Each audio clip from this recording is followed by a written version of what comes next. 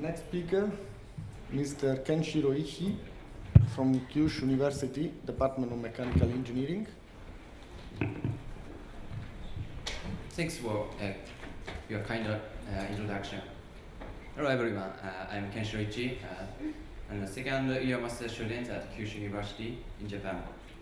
Today's main topic is localized plasticity and associated cracking in stable and metastable high entropy alloys recharged with hydrogen. At the beginning, high entropy alloys, HEA, are now one of the most focused alloys groups in the field of material science and engineering because of their marked property improvements. For example, combined strength and ductility and cryogenic fracture resistance. So this figure shows the cryogenic fracture resistance of the HEA composed of iron, manganese, nickel, cobalt, and chrome. This alloy is referred to as stable HEA. In addition, the reduction in phase stability of austenite in HEA was reported to improve their tensile property through the trip effect. Trip effect in HEA results from Epsilon-Martin stick transformation from FCC to HCP, and not from the alpha prime Martin stick transformation from SCC to BCC.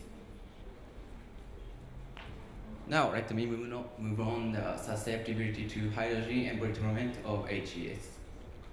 Recently, stable HEA recharged with 15 megapascal hydrogen gas atmosphere was reported to show high resistance to hydrogen embrittlement. In addition, the hydrogen embrittlement resistance in the Epsilon-Martin site is expected because of its lower hydrogen diffusivity than that in the BCC or even SCC phases. However, the hydrogen embrittlement susceptibility in metastable HEA has not been investigated. So we investigate this along with the stable HEA by introducing hydrogen at the charging condition of 100 megapascal high pressure gas. We prepared two types of HEA. One is HEA with stable austenite, is referred to as stable HEA. The other exhibits real phase microstructure consisting of metastable austenite and Epsilon-Martin site, and is referred to as metastable HEA. The metastable HEA shows the trip effect arising from Epsilon-Martin stick transformation.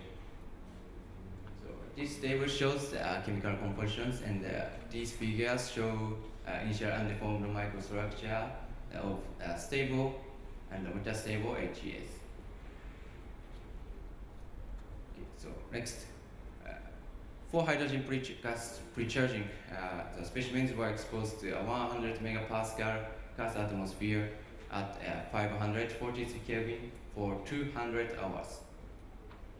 Then tensile testing was performed in air at ambient temperature and at 3 initial strain rates of 10 to minus 4th, minus 3rd, and minus 2nd per second.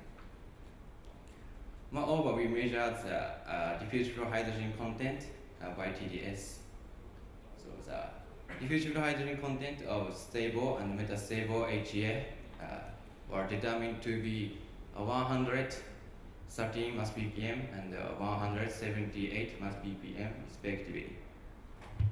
Here, the hydrogen charging temperature of 546 Kelvin is higher than the F temperature of the metastable HEA.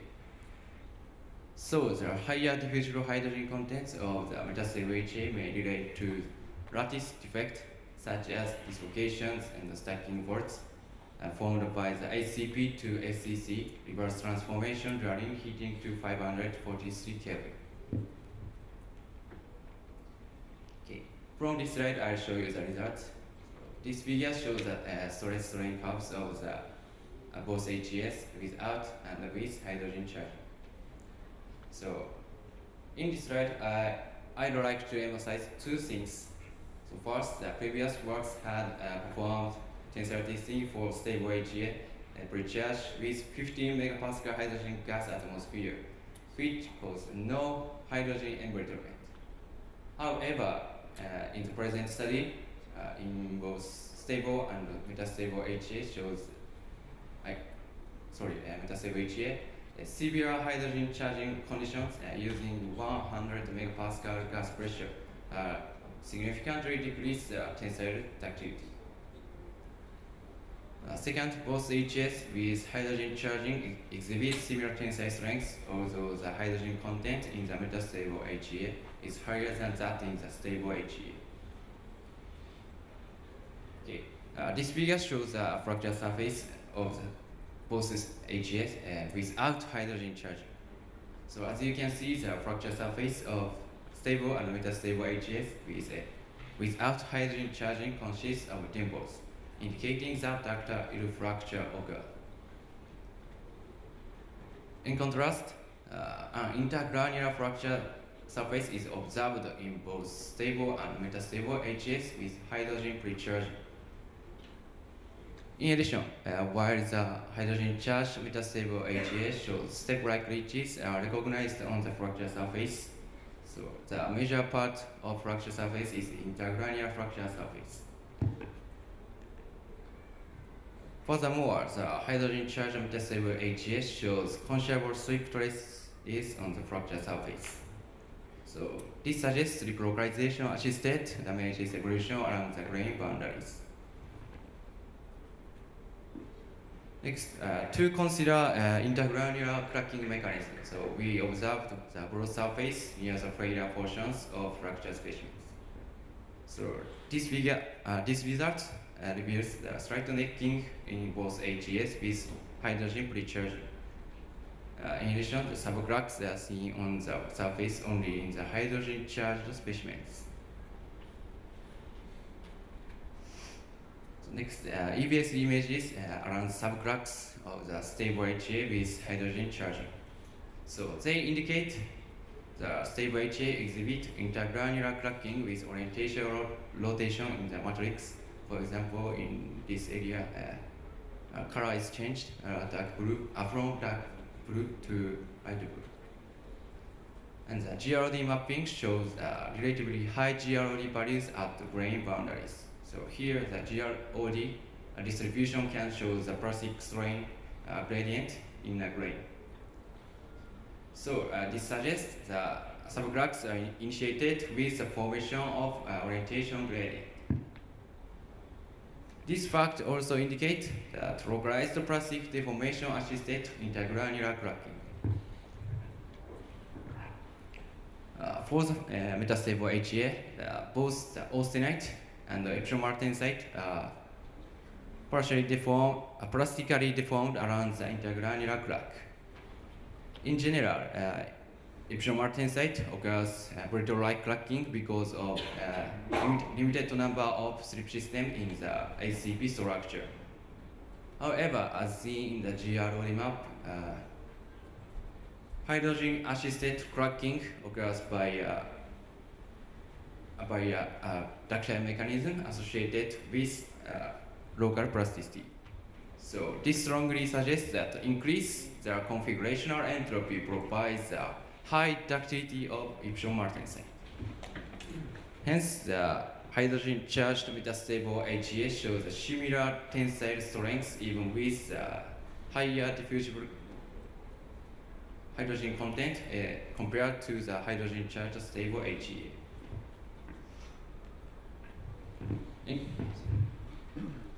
In conclusions, both stable and metastable HES show the distinct hydrogen-assisted failures after exposure to the 100 megapascal hydrogen gas. So in both HES, localized plasticity near grain boundaries is important in elucidating the hydrogen embrittlement mechanism. And although the metastable HEA with hydrogen charging shows the degradation in tensile ductility, its tensile strength was comparable to that of the stable HEA owing to the high plastic deformability of epsilon-martensite. In other words, the increase in configurational entropy may improve the ductility of Epsilon-Martensite. Thank you for your kind attention. Thank you very much for being in time. It's spot on. A couple of comments.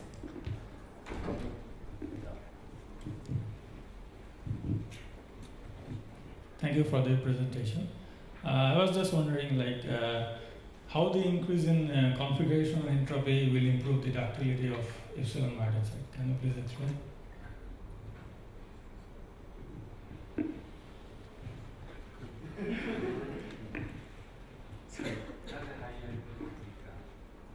How the increase in the configurational entropy will improve the ductility of the epsilon martensite.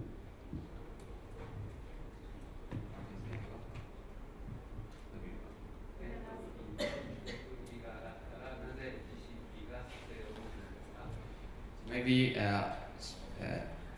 this, in case of this metastable HA, C over L ratio is higher than conventional HCP structure. So I think it's this. So, thank you. Let me follow one thing. Actually, here, okay, final answer to your question. I cannot make it. So still, okay, under debate, of course. But the one of the possible explanation that he said is here, crystal structure is here, but such a C over A is different. Or crystallinity would be completely different from conventional alloy because of the very, very high concentration of many, 5 kinds of elements. Could be, but we need further discussion. Yeah, we need further discussion. So I'll throw out a topic for people who want to look into this.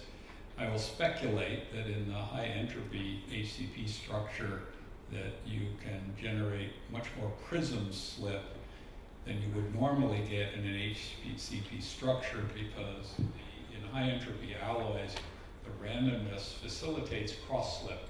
In FCC material, that may be helpful, but it's not essential. In an HCP material, if you can generate, instead of pure basal slip on the A, the prismatic cross slip, the prismatic flow is a cross slip onto the prismatic plane and then redissociation on the basal plane, and that's well established in HCP alloys as the mechanism of prism slip when basal is stable. In a high entropy alloy, the randomness allows you to greatly reduce the cross slip barrier.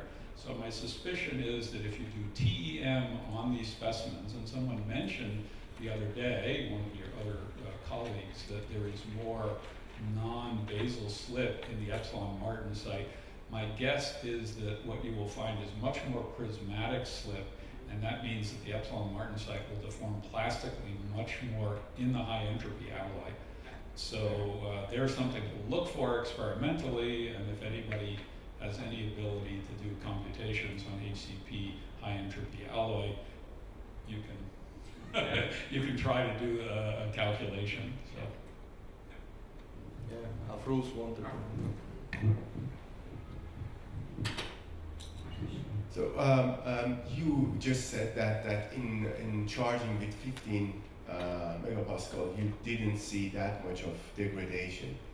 I maybe missed that, but did you also measure the same hydrogen concentration after 15 megapascal, or that was smaller amount? How much was that when you're comparing them? I have not calculated charging condition of 15 megapascal. Yeah, you did 100 megapascal TDS, am I right? And you have a TDS curves here. Do you have also from 15 megapascal, or whoever did it also measured how much hydrogen was from 15 megapascal? So the point is that can we relate this to the concentration of the hydrogen in the metal or not? Do you want to kill this? maybe